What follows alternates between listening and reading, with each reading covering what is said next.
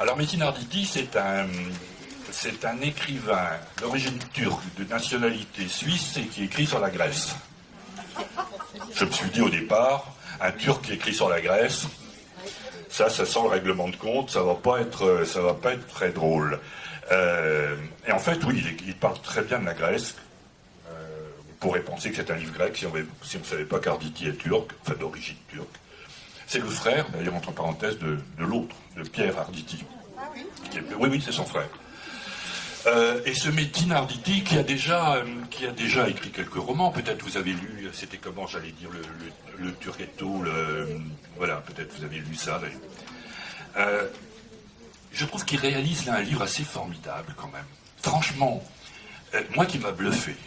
Parce qu'au début j'étais, je dirais pas mitigé, mais je me disais déjà un Turc qui écrit sur la Grèce, ça me paraît bizarre. Enfin pourquoi pas, mais bon.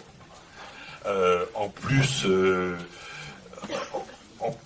il essaye de mélanger deux sujets et qui ne me paraissaient pas forcément très cohérents. Il préside une fondation en Suisse, je ne sais pas pour quelle raison, s'il a des raisons personnelles ou pas, une fondation qui s'appelle le Pôle Autisme. Et le héros de ce livre est un petit garçon, Yanis, qui a 9 ans et qui est autiste. Bon, un roman sur l'autisme, ouais, je sais pas. Oui, pourquoi pas. Mais au départ, ça...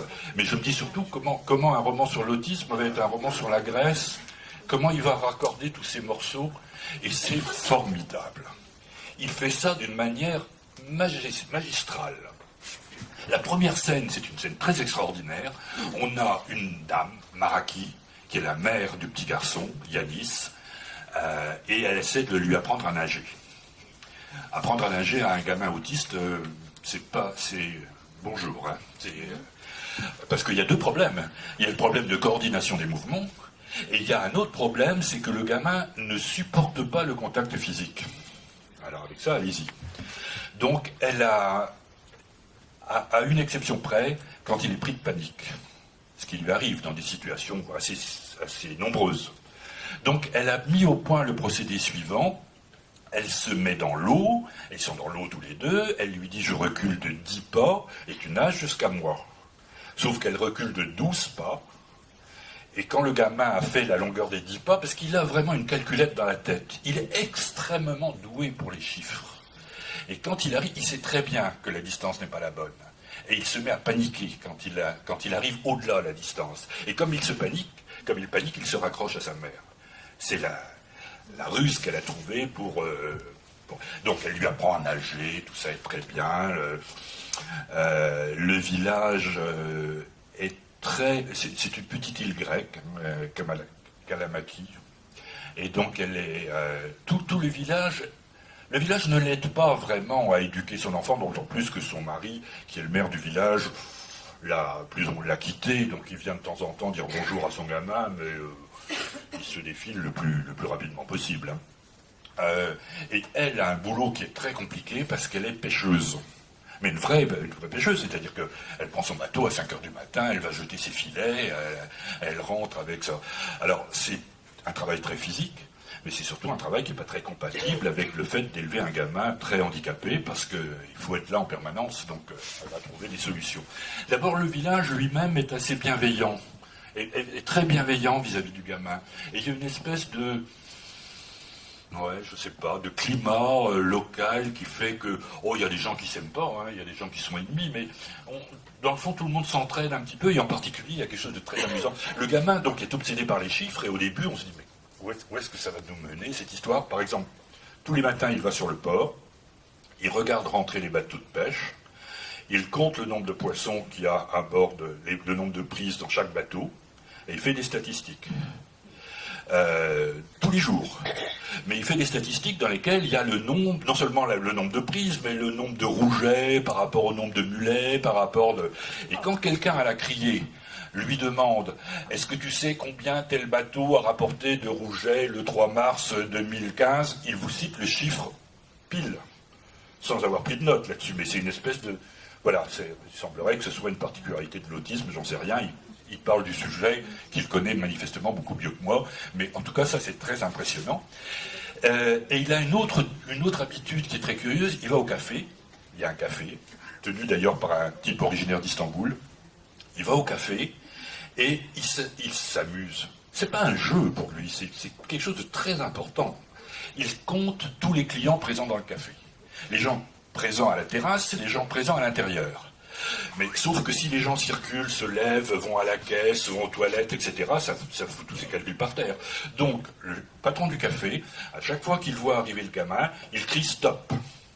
Et pendant 2 minutes, aucun client n'a le droit de bouger. Il fait ses comptes, et tout le monde est content. Et la première fois où un touriste passe par là, il se dit « mais qu'est-ce que c'est que ce pays de fous ?»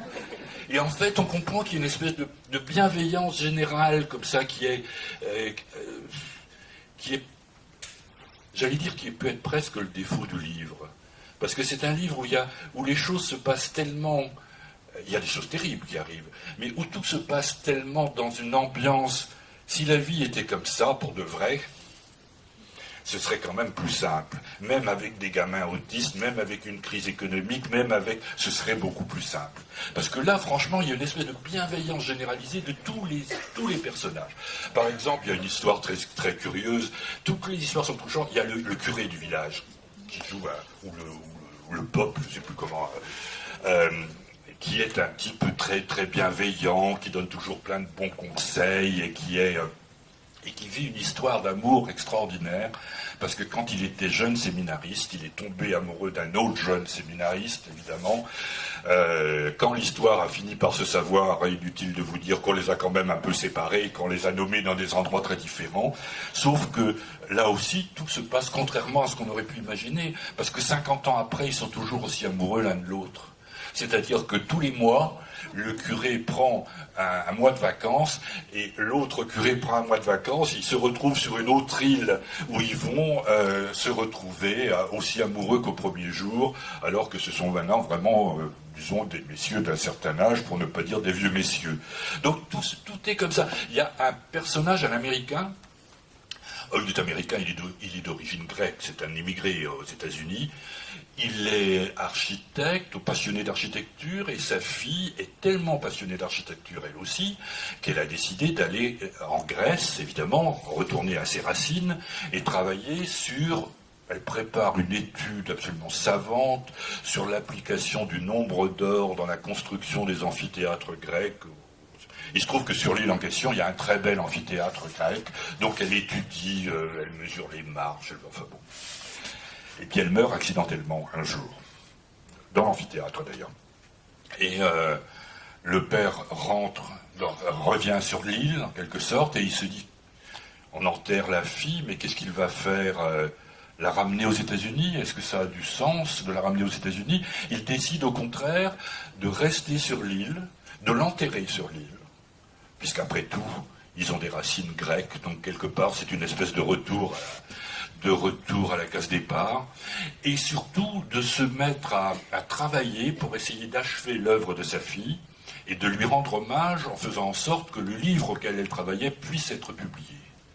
Donc il reste là, et il est à la fois un étranger et pas tout à fait un étranger, parce qu'il porte un nom américain, mais en même temps il est d'origine grecque, donc sa fille est quand même enterrée là, donc voilà, il y a quelque chose qui se noue, et il va devenir d'ailleurs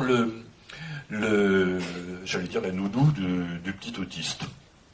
Puisqu'à un moment, il faut trouver une solution pour le garder, on est obligé d'en trouver une autre. Et il s'entend très bien avec le petit autiste. Et tout à coup, on commence à comprendre comment fonctionne le gamin. C'est-à-dire le gamin passe son temps... Alors, il y a une chose très amusante aussi, évidemment, et ça c'est tout le passé de la Grèce qui est présente dans le livre, c'est que l'Américain, pour essayer d'amadouer le petit autiste, il lui raconte plein d'histoires, et les histoires, c'est évidemment la mythologie grecque, mais racontée à sa façon et à destination d'un enfant un peu particulier. Et donc ça c'est formidable, parce qu'on a tout le passé de la Grèce.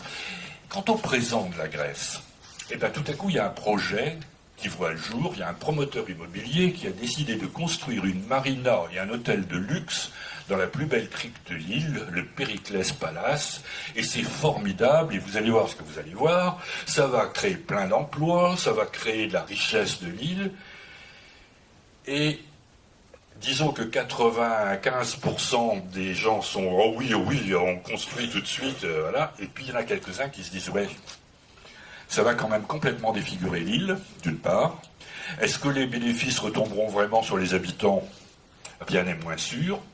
Est-ce que le promoteur immobilier en question est fiable? Quand on gratte un peu, on s'aperçoit qu'il a planté plusieurs projets. Par exemple, dans les Seychelles, il a massacré la plus belle crique qui soit sans que le projet n'arrive jamais à terme. C'est-à-dire que c'est un désastre écologique, économique. L'hôtel n'a jamais été construit, il est resté en chantier en quelque sorte. Donc c'est la cata totale. Et évidemment, tous les politiques sont d'accord parce qu'il a arrosé très largement tout le monde, les politiques, les journalistes, enfin, tout est très bien. Donc voilà, c'est un peu ça l'histoire, la lutte, c'est-à-dire que la Grèce contemporaine est très présente. À un moment, il y a un débat avec un projet contradictoire, on disait, et si on faisait une école d'excellence à la place de l'hôtel? Si on faisait par exemple une école de théâtre, après tout le théâtre grec, et le théâtre c'est pas tout à fait anodin, c'est pas juste un divertissement, ça peut aussi être une école de formation extrêmement importante. Enfin, bon. Donc tout ça, je vous laisse imaginer tout ça, mais tout ça est raconté d'une manière très jolie, et surtout, il arrive à raccorder tous les fils à la fin, parce que quand on regarde, de temps en temps, il y a par exemple une page entièrement consacrée à des statistiques, où le petit autiste explique le nombre de poissons que rapporte chaque chalutier chaque jour de la semaine. On se dit, oui, ben, d'accord, mais quel est le rapport avec le... Sauf que le petit autiste, aussi, il essaye, d'où le titre du livre, L'enfant qui mesurait le monde, pour lui, le monde ne peut fonctionner que si tout est en ordre, c'est-à-dire que si, d'une certaine manière, les chiffres concorde bien, enfin s'il y a une logique des chiffres en quelque sorte, tout ce qui est inattendu vient le perturber beaucoup. Et d'ailleurs, il passe son temps, personne n'a compris pourquoi, pendant très longtemps, à faire des pliages et à faire des petits bateaux en papier. Parce que quand il est perturbé, quand il fait les chiffres sur chaque jour, et quand les chiffres ne lui correspondent pas, qu'il y a quelque chose, je dirais, de malveillant dans le résultat, on peut le corriger en faisant des pliages, parce que le pliage, il n'y a rien de plus géométrique, de plus précis qui soit. Et s'il fait, par exemple, s'il obtient tel chiffre sur ces résultats bizarres, le nombre de poissons qui arrivent au port, le nombre de clients qui sont dans le café, enfin tout ça est un peu farfelu, mais l'équilibre de la vie en dépend. Sauf que tout à coup, l'auteur ramène dans l'histoire quelque chose à quoi on n'avait peut-être pas pensé, c'était le nombre d'or. Parce que les Grecs anciens avaient bien pensé à quelque chose qui ressemblait à ça. Et ça, c'est-à-dire qu'il existe des proportions idéales quand on construit un bâtiment, quand on fait un dessin, le fameux nombre d'or. Ne me demandez plus comment on l'obtient, je suis fâché avec les chiffres, je suis encore à mon âge obligé de compter sur mes doigts. Donc, je ne sais pas moi qui vous expliquerai le nombre d'or. Mais le nombre d'or, tous les architectes connaissent très bien, évidemment, le nombre d'or. Tous les bâtiments grecs sont construits en fonction du nombre d'or, qui est un équilibre de 1,6, je ne sais pas quoi, entre la longueur, la hauteur, Ne me demandez pas de vous expliquer quoi, mais le nombre d'or est quelque chose qui a guidé, je dirais, une partie de l'humanité pendant des siècles. Donc, on se dit que les calculs de ce pauvre garçon, qui paraissent complètement idiots, sont peut-être pas... sont aussi logiques que l'était le nombre d'or. Et ce qui est formidable, et je ne vous raconterai pas à la fin, c'est que les deux vont se rejoindre. Et là, moi, j'ai été admiratif pour le côté fabrication du roman, parce que je me dis franchement, parler à la fois de la Grèce ancienne, en disant bien ce que c'est quand même, les monuments, les légendes de la Grèce antique, etc. Parler de la Grèce contemporaine, avec le problème, est-ce qu'on vend tout comme on vend le Pirée aux Chinois, ou je ne sais plus qui l'a acheté le Pirée, mais enfin, les malheureux sont obligés de vendre tous les bijoux de famille quand même, et ce problème-là est complètement au cœur du livre, puisque c'est... Et c'est... Alors évidemment, j'ai entendu parfois le reproche de dire c'est trop beau pour être vrai, mais je pense que Metin Arditi prétend pas que ce soit vrai. Mais il arrive à tout coller. C'est-à-dire, moi j'ai été surtout surpris par le fait que l'histoire de l'enfant autiste s'intégrait tellement dans cette intrigue que le livre est parfaitement construit et qu'à la fin vous dites oh là, waouh, quand même il faut le faire. Et c'est un livre qui est très gratifiant. Alors c'est un livre qui rend heureux, quoi. Dans le fond, quand on l'a lu, on est content, on est peut-être un peu bébête, on est peut-être un peu d'un optimisme un peu péard, mais dans le fond, ça fait du bien de temps en temps de lire aussi des livres dans lesquels il y a au moins la possibilité de, voilà, d'un peu d'optimisme. En tout cas, c'est un livre qui est très bien fait et qui vous fera plaisir à lire. Voilà. Après tout, il n'y a pas de raison de se faire du mal tout le temps non plus. C'est bien aussi c'est bien de se faire un petit plaisir de temps en temps.